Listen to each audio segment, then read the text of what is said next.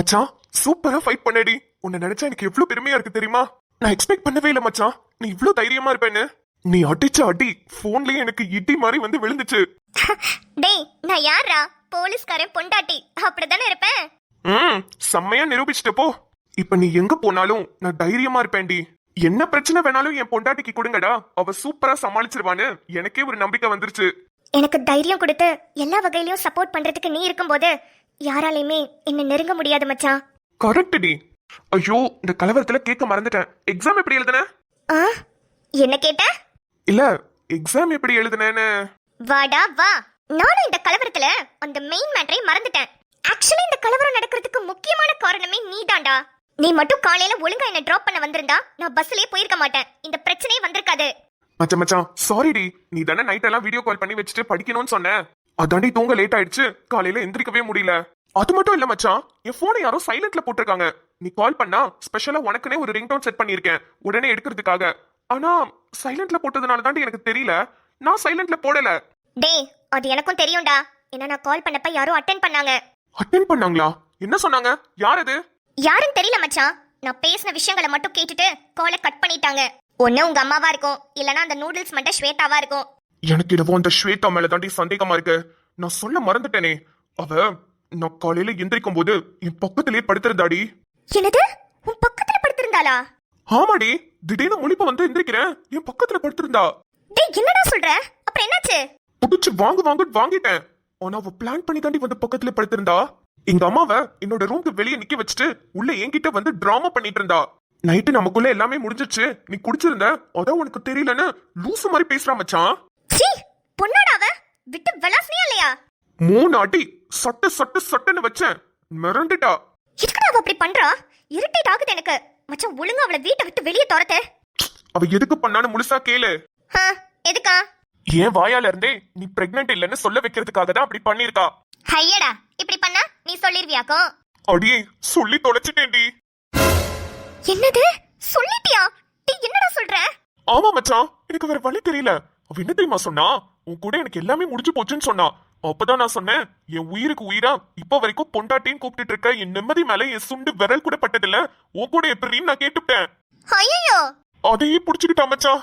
பாத்தியா நிம்மதி மேல சுண்டு விரல் கூட பட்டதில்லன்னு சொல்ற, அப்புறம் எப்படி அவ பிரெக்னன்ட் ஆவான்னு கேட்டுட்டா. அட படுபாவி, என்னென்ன வேலையெல்லாம் பண்றாவ?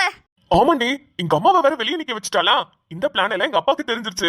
அவரு வந்து அம்மாவை எஸ்கேப் பண்ணி கூட்டிட்டு போயிட்டாரு. நல்ல வேலை நான் சொன்னது எதையுமே எங்க அம்மா காதால கேட்கல. இந்த நூடுல்ஸ் மண்டைய சாதாரணமா எடை போட்டுட்டேன். இல்ல அவளை நம்ப முடியாது. ஆமாண்டி, எப்படான்னு காத்துக்கிட்டு இருக்கா.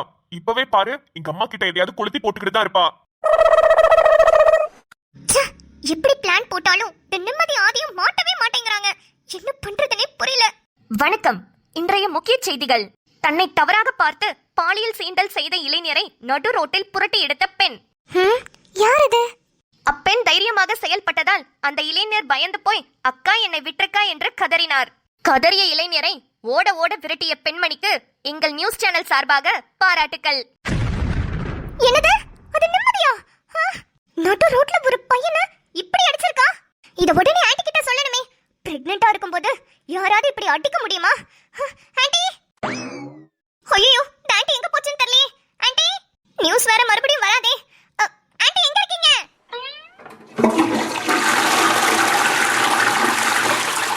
ஆன்ட்டி ரூம்லயே இல்ல. ஆன்ட்டி பாத்ரூம்லயா? ஆன்ட்டி கதவை தரங்க. ஸ்வேதா என்னம்மா ஆச்சு? ஐயோ ஆன்ட்டி நீங்க ஃபர்ஸ்ட் கதவை தரங்க. ஸ்வேதா லூசா நீ? நான் பாத்ரூம்குள்ள இருக்கேன்டி, எப்படி கதவை திறக்கிறது? ஐயோ ஆன்ட்டி உங்க அவசரத்தை விட இங்க வேற ஒரு அவசரம் ஆன்ட்டி, கொஞ்சம் சீக்கிரம் வாங்க. மத்த எந்த அவசரம் இருந்தாலும் இந்த அவசரத்தை முடிச்சிட்டு தான் வர முடியும், கொஞ்ச நேரம் நில்லு. ஐயோ இவ ஒருத்தி நேரங்கட்ட நேரத்துல தான் இவளுக்கு எல்லாம் வருமா? ஆன்ட்டி கொஞ்சம் சீக்கிரம் வாங்க ஆன்ட்டி, நியூஸ்ல வர வந்திருக்கு. நியூஸ் பேப்பரா இருந்தா கூட வெயிட் பண்ணலாம், நியூஸ்ல வர போயிருமே. ஐயோ இவ ஒருத்தி, இருடி வரேன். ஐயோ இவ வேற சீக்கிரம் வந்து தொலைய மாட்டா போலயே. இந்த நியூஸ் அவகிட்ட காமிச்சு நிம்மதியா மாட்டி விடலாம்னு நினைச்சா இப்படி போய் பாத்ரூம்குள்ள உட்கார்ந்திருக்கா. ஏய் ஆன்ட்டி வந்துட்டீங்களா? சீக்கிரம் வாங்க ஆன்ட்டி, உங்ககிட்ட ஒரு முக்கியமான விஷயத்தை காட்டணும். இரு அப்படி என்னடி தள்ள போற விஷயம் உனக்கு? பாத்ரூம்குள்ள இருக்கிறவள அவசரமா கூப்பிடுற அளவுக்கு உனக்கு என்னடி அவ்வளவு அவசரம்? ஐயோ ஆன்ட்டி நிம்மதி நியூஸ்ல வந்திருக்கா, கொஞ்சம் வந்து பாருங்க. என்னது? நிம்மதியா நியூஸ்ல காட்டுறாங்களா? ஐயோ ஆமா ஆன்ட்டி வாங்க. வர வர வர. ஆண்டி சீக்கிரம் வாங்க. ஆண்டி நியூஸ் இன்னும் முடியல, கண்டிப்பா இன்னொரு வாட்டி போடுவாங்க பாருங்க. இத்துடன் விளையாட்டுச் செய்திகள் முடிவடைந்து விட்டது. நன்றி, வணக்கம். ஏய், என்னடி இது? என்னமோ நிம்மதி நியூஸ்ல வரான்னு சொன்ன, எங்கடி காணோம்? ஐயோ ஆண்டி, நீங்க வரதுக்குள்ளதான் நியூஸ் முடிஞ்சிருச்சே. அப்படியே இருந்தாலும் அவ என்ன இந்த நாட்டோட சிஎம்மா நியூஸ்ல வரதுக்கு? அவ எதுக்குடி நியூஸ்ல வந்தா?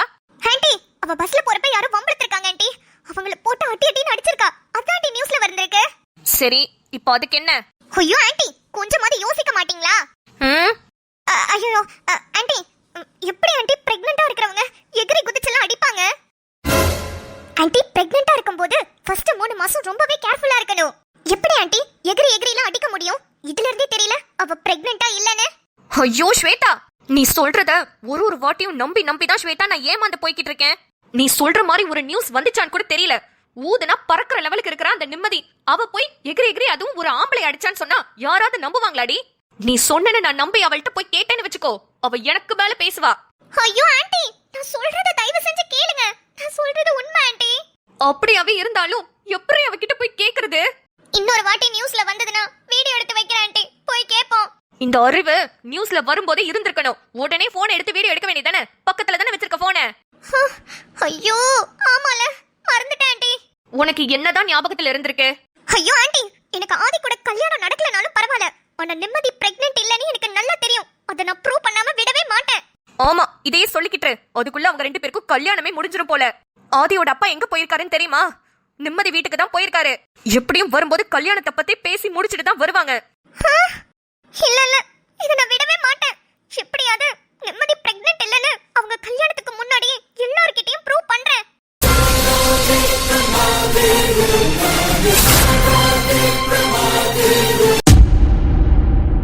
டே வேலா, இங்கதான் இருக்கியாடா? வேலா, டே டே டே பயப்படாத, நான் தான்டா. சொல்லுடா, என்னடா இங்க வந்து நின்னுட்டு இருக்க? என்னாச்சு? ஏண்டா, என்ன நடந்துச்சுன்னு உனக்கு தெரியாதா? என் பொண்ணு இப்படி வந்து நிப்பான்னு சத்தியமா நான் எதிர்பார்க்கவே இல்லடா. இப்ப வேற மாப்பிள்ளையும் என்னால பார்க்க முடியாம, என் பொண்ணுக்கு உன் பையனையும் கல்யாணம் பண்ணி வைக்க முடியாம அப்படியே திக்கி திணறி நின்னுக்கிட்டு இருக்கேன்டா. உன் கஷ்டம் எனக்கு புரியுதுடா வேலா. ஆனா ஆதியும் நிம்மதியும் எந்த தப்பும் பண்ணலடா. உன்னை ஒத்துக்க வைக்கிறதுக்காக தான் இப்படி ஒரு நாடகம் ஆடிட்டு இருக்காங்க. அந்த உண்மை எனக்கு தெரிஞ்சும் உன்கிட்ட சொல்ல முடியாம நிக்கிறேன்டா. நீயே மனசிறங்கி வந்து பிள்ளைங்க 2 பேரையும் சேர்த்து வச்சிருடா. அதுதான் பிள்ளைங்களும் எதிர்பார்க்குதுங்க. டே கதிர்வேலா, நான் ஒரு விஷயம் சொல்றேன், அது கொஞ்சம் காது கொடுத்து பொறுமையா கேப்பியா? என்னடா நீ என்ன சொல்ல போற? பிள்ளைங்க 2 பேருக்கும் நீயே கல்யாணம் பண்ணி வச்சிருன்னு சொல்ல போற, அதானடா? ஆமாண்டா கதிர்வேலா, என்ன நம்பி நிம்மதியை என் பையனுக்கு கட்டி கொடுறா, நான் பாத்துக்கிறேன்டா. உனக்கு என் பையன் மேல தானே நம்பிக்கை இல்ல, என் மேல உனக்கு நம்பிக்கை இருக்குல்ல? கட்டி கொடுறா. நீ ஒரு வார்த்தை மட்டும் சொல்லு, கல்யாணத்துக்கு எல்லா ஏற்பாடும் உடனே பண்ணிடலாம். அடுத்த முகூர்த்தத்திலே கல்யாணம் வச்சுக்கலாம்டா. டே ஆதி ரொம்ப நல்ல பையன்டா, அவன் என்னோட வளர்ப்புடா. நீயும் நானும் சின்ன வயசுல இருந்தே ஃப்ரெண்ட்ஸ் தானடா. உனக்கு என்ன பத்தி தெரியும்ல, அப்ப நான் எப்படி ஆதியை வளர்த்திருப்பேன்னு உனக்கு தெரியும்ல. டே இப்பவே சரின்னு சொல்லுன்னு உன்னை நான் கம்பல் பண்ணலடா. ஆனா தயவு செஞ்சு சொல்றேன், கொஞ்சம் யோசிச்சு பாரு. இது நீயோ இல்ல நானும் வாழ்ற வாழ்க்கை கிடையாது, நம்ம பிள்ளைங்க வாழ போற வாழ்க்கைடா. அதுங்க சந்தோஷம் தான் நம்ம சந்தோஷம். இந்த வெட்டி வீராப்பெல்லாம் வச்சுக்கிட்டு நம்ம என்னடா பண்ண போறோம்? நிம்மதி உனக்கு மட்டும் பொண்ணு இல்லடா, எனக்கும் பொண்ணுதான். நான் ஒன்னும் ரவுடி பையனையோ இல்ல பொறுக்கி பையனையோ பெத்து வச்சுட்டு உன் பொண்ணு என் பையனுக்கு கட்டி கொடுன்னு கேட்கல. அவன் போலீஸ்டா, இப்ப சீனியர் இன்ஸ்பெக்டரா இருக்கான். ப்ரொமோஷன் வாங்கினா அசிஸ்டன்ட் கமிஷனர் ஆயிடுவான்டா. நல்ல வேலையில இருக்கான், நல்ல பையன், நல்ல பதவி, சூப்பரா வேலை பார்ப்பான். இது எல்லாமே உனக்கு தெரியும். உன் பொண்ணும் என் பையனும் லவ் பண்றாங்க, சேர்த்து வைக்கிறது நம்ம கடமை தானடா. கொஞ்சம் யோசிச்சு பாருடா. இதுல யோசிக்கிறதுக்கு வேற ஒண்ணும் இல்லடா. நானும் எவ்வளவோ வழிகள் எல்லாம் யோசிச்சு பார்த்துட்டேன். என் பொண்ணு மாசமா இருக்கா, வேற யாருக்கிட்டையும் கல்யாணம் பண்ணியும் கொடுக்க முடியாது. இதுக்கு ஒரே வழி உன் பையனை கல்யாணம் பண்ணி கொடுக்கறது தான். ஆனா ஒண்ணு சொல்றேன், நான் மனசார உன் பையனுக்கு என் பொண்ணை கட்டி கொடுக்கல, வேற வழி இல்லாம தான் கட்டி கொடுக்கறேன். வேலா, என்னடா சொல்ல வர? அப்போ உனக்கு ஆதிக்கும் நிம்மதிக்கும் கல்யாணம் பண்றதுக்கு சம்மதமா? வேற என்னடா பண்ண சொல்ற? அதுதான் ஒரே வழின்றப்ப ஊருக்கெல்லாம் தெரியறதுக்கு முன்னாடி அவங்க கல்யாணத்தை நடத்தி முடிச்சிடலாம். டேய் வேலா, ஐயோ பிள்ளைங்கள்ட்ட சொல்லணுமே, ரொம்ப சந்தோஷப்படுங்க. டேய் ரொம்ப சந்தோஷம்டா, நான் இப்பவே கல்யாண வேலையில ஆரம்பிக்கிறேன்டா. வர முகூர்த்தத்திலே ஆதிக்கும் நிம்மதிக்கும் கல்யாணத்தை முடிச்சிடலாம்டா.